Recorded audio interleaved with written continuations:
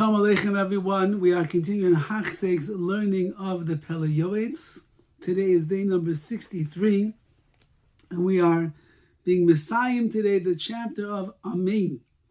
Aval zeh she'amanu lo'ime benachas kedei sheyanu amein achas shemeku dekut shebrichu. This that we said that you should say Kaddish slowly, so people can answer Amein. That's only going to work when one person in shul is saying the Kaddish. But if there's many different people in shul saying Kaddish, it's very hard to be careful in this. Some people go quicker and some people go slower. It's really a disgrace to the Kaddish, says the Pele Yoetz. So when you have more than one person in shul that is saying Kaddish, this one says it loud, this one says it soft, this one says it fast, this one says it slow, this one stumbles over the words, this one doesn't, this one pronounces. So it's really a genai, it's a disgrace to the Kaddish. People don't even know who to answer to. So you know it's a good idea, says the Pele Yoetz, there should be an appointed chazan. Maybe we'll call him the Rabbi in the Beis HaKnesses. If he sees that people are really not saying Kaddish clearly and carefully, and there's too much going on with the 3 or 4 different people that are saying it, he should say the Kaddish together with them clearly, in order to bring merits to the Rabbim, to the congregation. At least one person will be saying it loud and clear and understandable, and everyone will be able to answer Amein to his Kaddish. And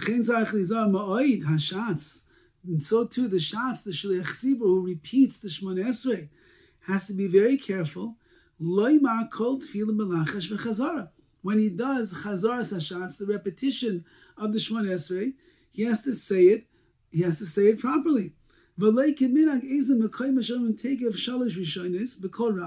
Not like a custom that has begun in some of the places where they say the first 3 blessings out loud, and they say the rest of them quietly. So apparently, in the region where the Pele Yoetz lived, over there in Bosnia, I believe, so there were shuls at that time that when it came to Chazaras HaShatz, the repetition of the Shmoneh Esrei, they would say the first 3 aliyahs, the first 3 brachas out loud, and the rest was done quietly. Besides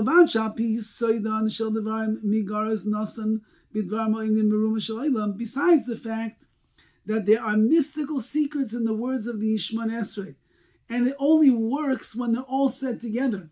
So you are detracting from that when you knock out the next 16 brachas that are there. Also you cause, there's so many people in shul, they could have answered Amein to the 16 other brachas that you're supposed to say, and you didn't do that. You caused them to lose out on answering Amein.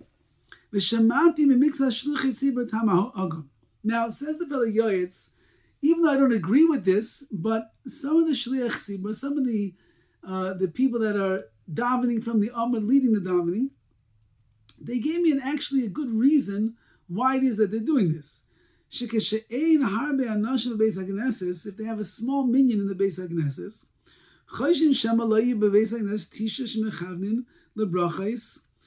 they're afraid that maybe 9 other people are not being mechaven, are listening carefully to the blessings that are being said.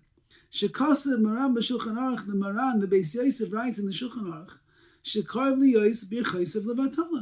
if 9 people are not paying attention and answering Amein, it's close to having brachas levatala, wasted blessings that are not serving any purpose at all.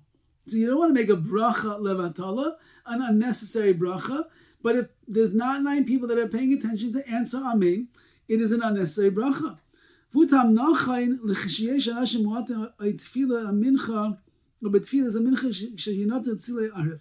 Says the Pele Yoetz, that's a good answer if you taka are in a small minyan, or it's mincha time and it's almost dark outside. And therefore you have to get the Shmoneh Esrei out quickly so you can get it in before it gets too dark. But it's better that the Shliach Tzibur, the one that's in the davening, should say out the Shmoneh Esrei out loud. So what should you do? Instead of saying the first three and out loud and the rest quietly, what would be better is, if in such a situation, it's mincha, the sun is going down, you have to get in a full Shemona Esrei, let the Shleich Tzibur and the congregation say every single word of Shemona Esrei, mila b'mila, word for word, together, so that it's not just three brachas and then the rest silently. Don't do such a thing, says the Pele Yoetz. That would be better to do.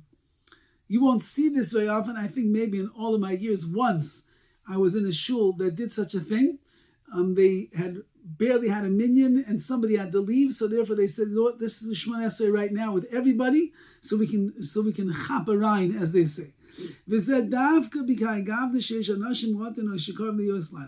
That's only when there's a small minyan in the shul and it's getting close to night. But if it's not the case, because you're in a rush, or it's cold and you want to go home, the base of Midrash is cold, it's cold inside, it's cold outside, people want to get home already.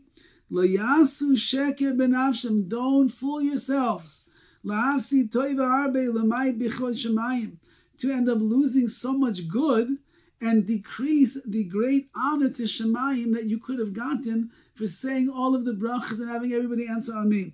Chas v'shalom, God forbid. V'ayim b'tshuvas haradbaz.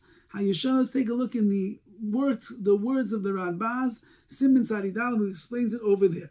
V'nichtav oid mizeh be'erech ani, and he says there's another paragraph, another chapter we're going to have called Aniyah, answering, and we'll speak about it in there. Nevertheless, it's better. You should, even in a small minyan, you should still do a full Chazar Zashatz, all of the brachas of Shemona Esrei out loud.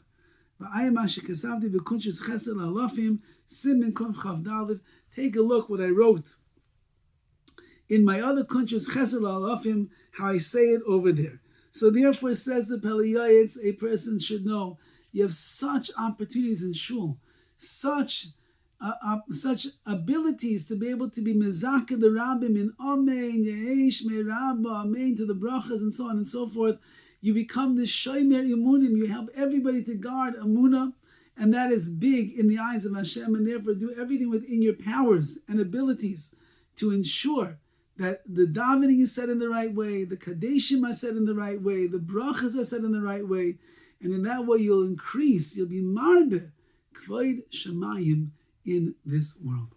And let's keep that in mind, especially Yomim Neroim. So many hours we spend in shul on Rosh Hashanah, Yom Kippur. So many brachas, so many kadeshim, so many ameins, and everything we can do. We can literally bring kvod shemayim to the world during the Yomim Neroim. And if we do that, Hashem says, oh, you're someone who brings the glory of shemayim, my glory, into this world. I want you around for another year of life as Hashem, so you can continue to increase Hashem's glory in your lifetime in this world. All the best.